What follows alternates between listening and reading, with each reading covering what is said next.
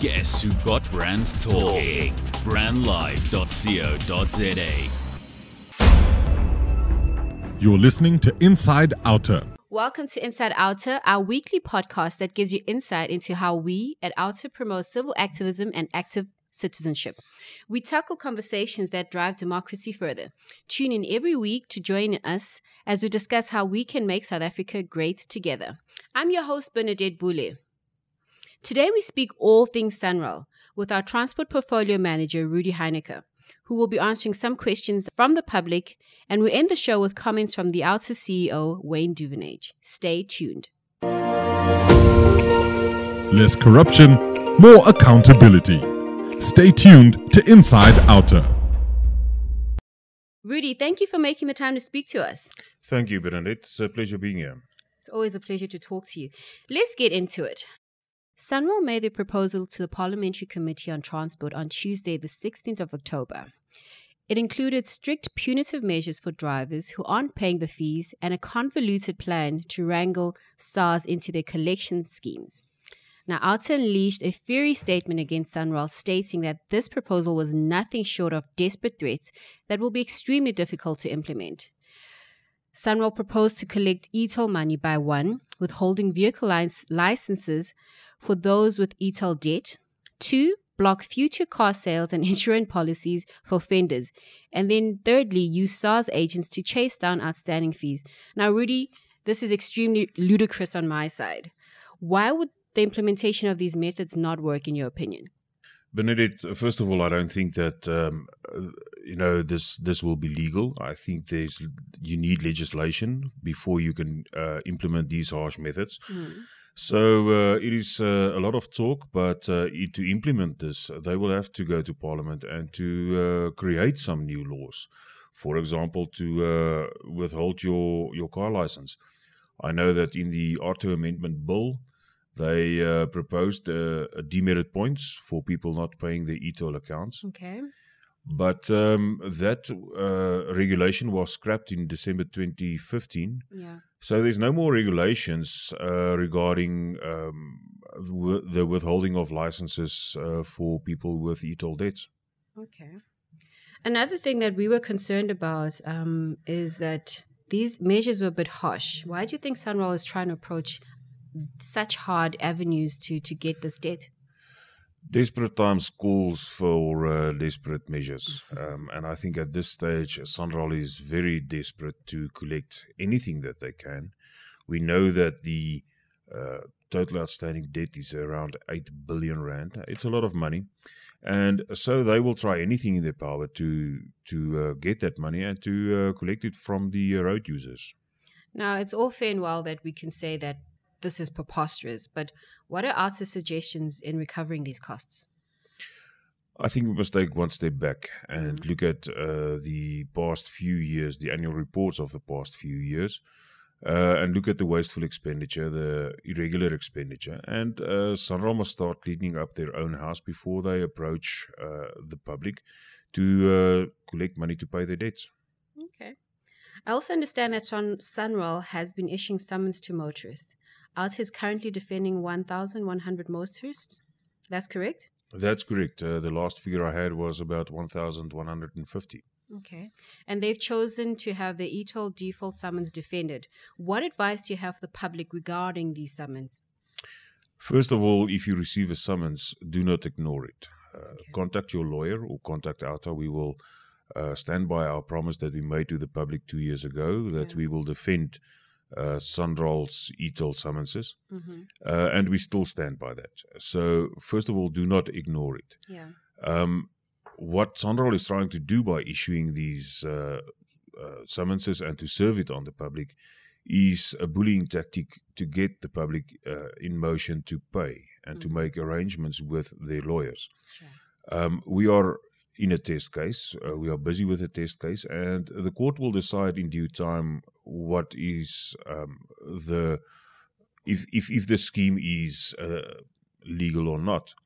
Up until that time, we will defend each and every summons received by an OUTA supporter, and I think the figures shows that we are defending about 86% of the summonses that were served on the public at this stage. I really appreciate the approach that OUTA is taking, in that we're not trying to be an anarchy and saying, don't pay your e-tolls. We are saying, don't ignore it. Speak to us, speak to your representatives, and we can fight this together. Absolutely. I also understand that people have been wondering, are we engaging public? We had a question from Bongani Mbanjwa from our Facebook group, and he asked, the Gauteng provincial government has shown willingness to scrap this e-tolls or even alternatively coming up with a revised system or approach. Has OUTA ever engaged with government, and what was the outcome? Yes, we were visited last week by Mr. Gosinto Ramagopa from the ANC legislator in Gauteng. Okay.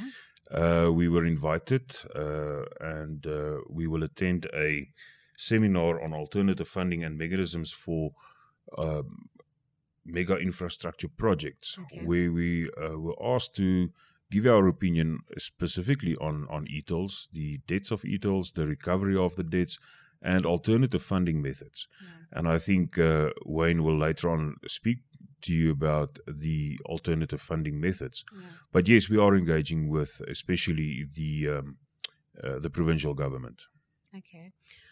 Just in part, in terms of engagement, I understand that you've been in talks with OUTA in terms of the amendment bill, that it was also meant to act as a demerit system for people who are not paying the e-tolls. How far is that conversation, and what was the outcome of a workshop that OUTA, I think, had in June 2018? What were the outcomes, and how far are we in the process? The amendment bill, the ARTO amendment bill, is currently at the National Council of Provinces for approval. Sure. We have made a lot of submissions. We've held that workshop, as you've mentioned. Sure. We have submitted everything that we could to Parliament. One of those were the recommendations regarding demerit point system and the fines on e-toll defaulters. Okay. Hopefully, the NCOP and the legislators will take that into consideration before they sign off or before they approve the act or the bill to be signed into an act by the President. Okay. Rudie, this has been an informative conversation, and I really appreciate your time. Do you have any parting words for our supporters or any of the public that are interested in OUTA and what we do? I think that the public out there must realize one thing, that there's a civil organization that will fit everybody. Go out there, support civil organizations. If it's tax abuse, come to OUTA and support us. If you feel that corruption is getting the better end of the country, support us. We're not only there for the e-toll fight, but we're also looking at state capture. We're looking at social issues as well as education, electricity, energy, and so forth. So yes, go to our website, outa.co.za, and see and look what we are doing and what we are busy with. Fantastic. Rudie, thank you for taking the time to talk to us. Now, next up, we have our OUTA CEO, Wayne Duvenage, giving us some insights and comments for the SANRAL updates. Stay tuned. Demand good governance. Join us weekly on Inside OUTA. Live from 27 boxes in the heart of Melville, this is brandlive.co.za. Welcome back. We touch base with OUTA CEO Wayne Duvenage, and we chat about SANRAL's media coverage. Wayne, this morning you tweeted, "Really now at SANRAL, expensive newspaper inserts to change public sentiment? This is the extent of marketing exposure you should have undertaken in 2007 when trying to inform the public of the GFIB e-toll financing plans." Now, Wayne, what are your sentiments on the latest SANRAL proposal and media coverage? Look, they're doing a big job now. They're spending a lot of money. You see these expensive inserts in various newspapers. Yeah. Clearly, I think this is twofold. partially it is about talking to the public about what SANRAL does, Mm-hmm. aside from the roads they build. And let's acknowledge, SANRAL builds good roads, we've got good engineers. We Yeah. cannot take that away from them. We do very often question the costs, and we've exposed extremely high costs in the past. Sure. But they're also doing a lot of good community work, as is envisaged and put out in these inserts. Well done. But that's not the issue. The issue here is that I think SANRAL is trying to change public sentiment about their brand. They're trying to undo the damage that has been created around the e-toll matter. Mm-hmm. And I think it's a foregone conclusion, or it would be not wrong to say that if you mention the word SANRAL to the average motorist, certainly in Gauteng, it is a negative.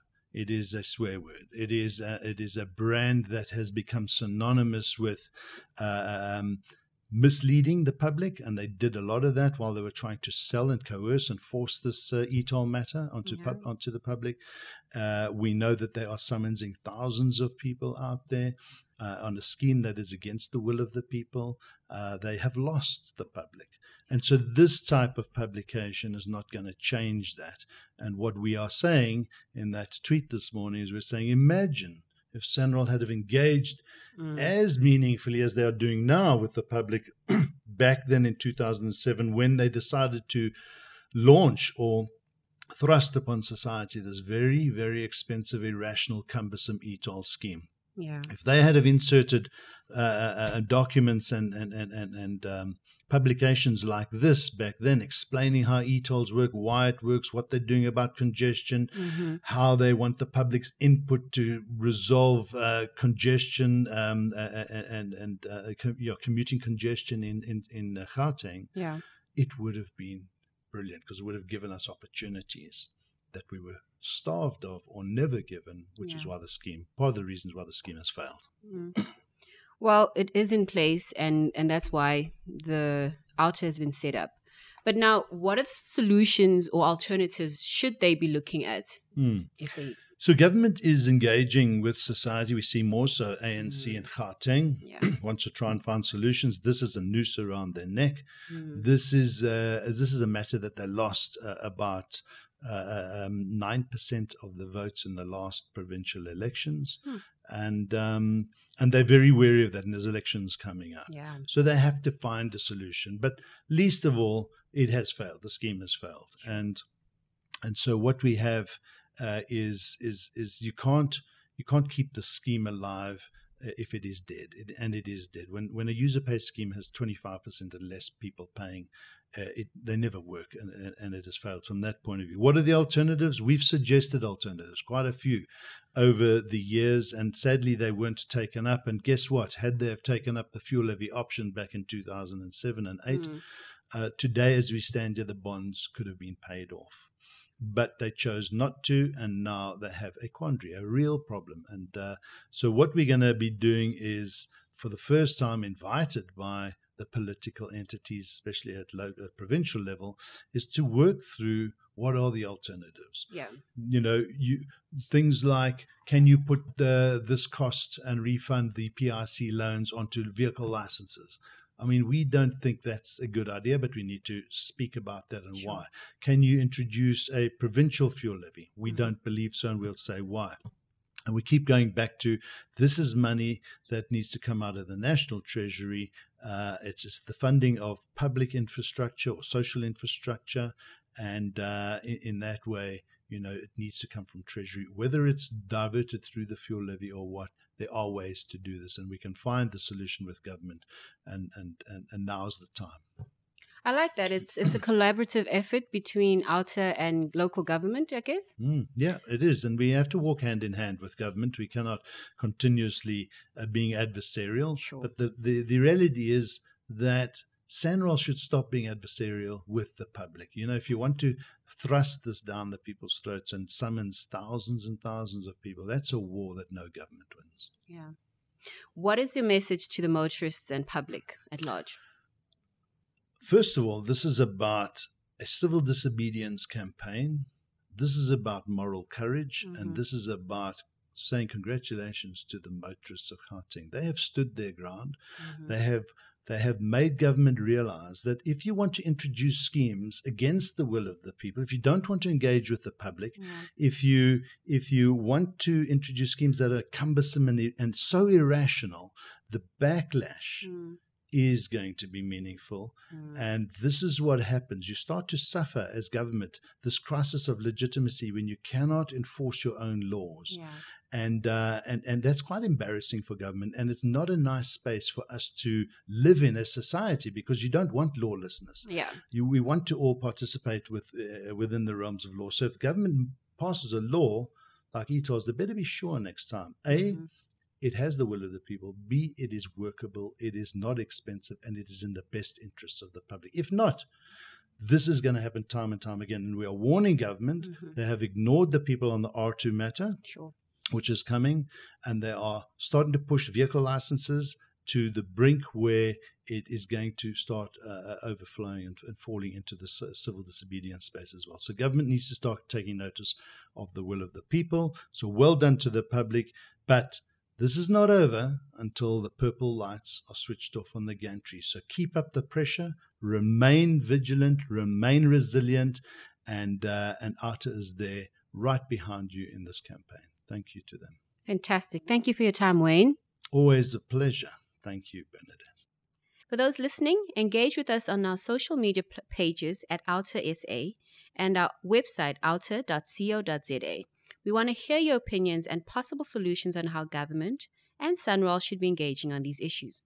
Join us next week as we start our series on the effectiveness of service delivery protests in South Africa and the role the media has in driving democratic conversations forward. I'm your host, Bernadette Boule. I look forward to continuing our conversation. Thanks for listening to Inside OUTA. Tune in next week when we delve deeper into undoing tax abuse. Live from 27 boxes in the heart of Melville, this is brandlive.co.za.